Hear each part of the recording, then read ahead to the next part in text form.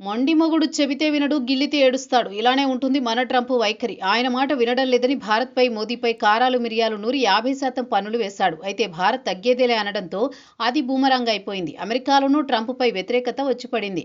మోదీ వెనక్కి తగ్గకపోవడంతో ఇక తప్పనిసరి పరిస్థితుల్లో ట్రంప్నే వెనక్కి తగ్గాల్సి వచ్చింది. అమెరికా అధ్యక్షుడు ట్రంప్ చివరకు భారత్ ముందు తల వంచినట్టు కనిపిస్తోంది. సుంకాల అంశంలో ఆయన చేసిన తాజా ప్రకటన అదే విషయాన్ని స్పష్టంగా సూచిస్తోంది. గత కొంతకాలంగా వాణిజ్య విధానాల కారణంగా భారత్పై అధిక సుంకాలు విధించిన అమెరికా ఇప్పుడు వాటిని తగ్గించే దిశగా అడుగులు వేస్తోందని ట్రంప్ వెల్లడించాడు. భారత్తో మేము న్యాయపరమైన ఒప్పందం కుదుర్చుకునే దిశగా ఉన్నాం. ఇది గతంలో ఉన్న వాణిజ్య ఒప్పందాల కంటే పూర్తి భిన్నం.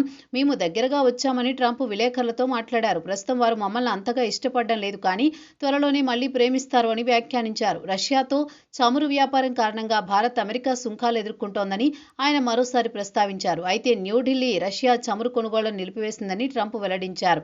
గమనించాల్సిన విషయం ఏంటంటే ఆగస్టులో భారత దిగుమతులపై సుంకాలు 50% పెంచిన అమెరికా ఇప్పుడు తగ్గించడానికి సన్నద్ధమవుతోంది.